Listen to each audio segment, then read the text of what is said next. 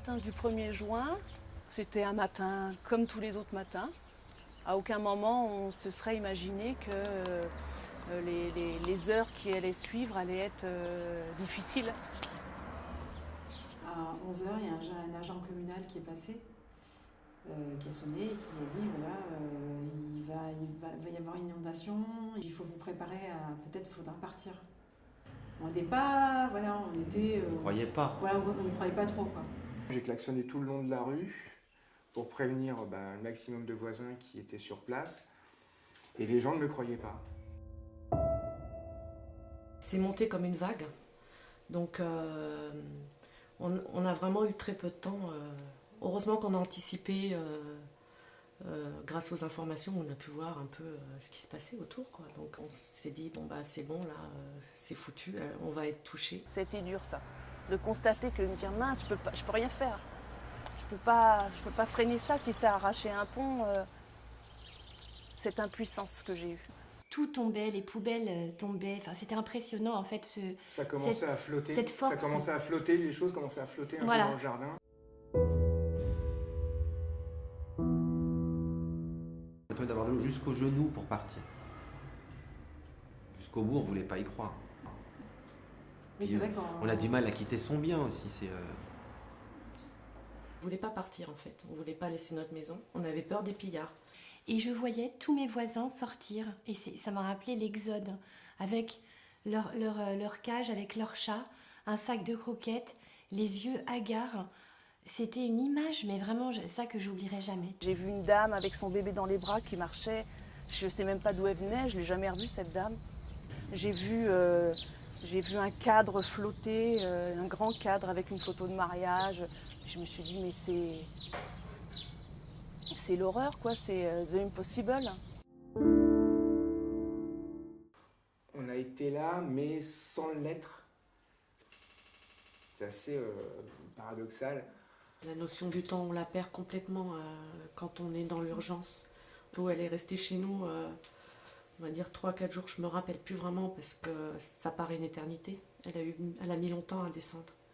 Quand je suis arrivé donc le premier jour où on pouvait remettre un peu les pieds dans le jardin, je me suis retrouvé tout seul au milieu du jardin et je voyais les jouets des enfants qui flottaient partout. Et en se disant, par quoi je commence ?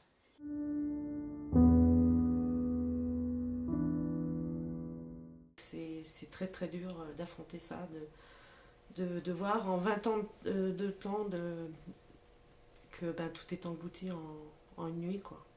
Et moi, je ne pouvais même plus venir dans la maison. J'ai ressenti plein de choses. Je suis passée par des phases de dépression, mais surtout de dégoût, en fait. Je n'allais plus du tout. Je ne suis pas venue à la maison pendant des semaines et des semaines. En fait, je ne pouvais pas. Après, quand on est reposé de tout ça, et qu'on s'assoit un petit peu, et après il y a tout ce que j'appellerais tout ce qui est juridique, toute la bataille assurance, toute la bataille, alors ça c'est encore autre chose. On a un traumatisme par le cynisme, mais on est encore dans ce contexte de traumatisme qui est remis à chaque fois sur la table, on va dire. Il faut déjà faire un inventaire de tout ce qu'on a perdu, et là c'est très très dur. Ça rend malade parce qu'en fait on remémore tout ce qu'on a vécu. On est dans les vestiges de ce qui fut notre habitation principale. Voilà. Donc 8 mois après, on en est encore là. Il y a beaucoup de choses à faire. Alors les gens vous disent oui, c'est bien, vous allez avoir une maison toute neuve. Mais nous, il y avait beaucoup d'âmes dans cette maison, pas de choses de valeur. Et du coup, même si effectivement il va y avoir des transformations, et j'ai toujours cette peur que la maison n'ait plus d'âme.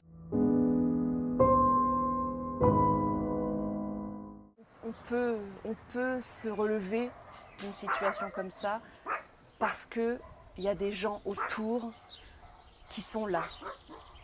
Ils m'ont rempli d'espoir, de gentillesse, de sourire, de caresses. Et voilà, j'ai envie de leur dire merci. Oui, il y a une solidarité qui s'est mise en place. Plein de parents d'élèves qui m'ont proposé de venir, donc qui sont venus. Mes copines de fitness qui sont venues. Donc elle a toujours eu du monde pour nous aider. Et puis heureusement que j'ai eu de l'aide des amis qui m'ont aidée aussi. Oui. Oui, oui. heureusement. Voilà. Je pense à la date anniversaire tous les jours. Je me dis est-ce qu'on sera rentré ou pas. Je pense que je vais très très mal dormir la nuit du 31 au 1er, ça c'est sûr. On a l'impression que le temps s'est arrêté au 2 juin. On n'a pas évolué, on n'a pas eu d'été, on n'a pas profité. Alors que pas du tout, hein, la vie continue et bon, faut avancer, quoi. Il y a des moments difficiles à l'heure actuelle, c'est quand il pleut abondamment. Ça remémore le moment où on a vu le niveau de l'eau monter et là on a peur que ça recommence. Tous les 1er juin, je fêterai à ma manière cet événement, seule ou entourée, mais voilà, c'est là. Ça fait partie de mon histoire maintenant, de notre histoire. Ça existe, ça s'est fait, on l'a vécu, et donc on ne pourra pas l'oublier.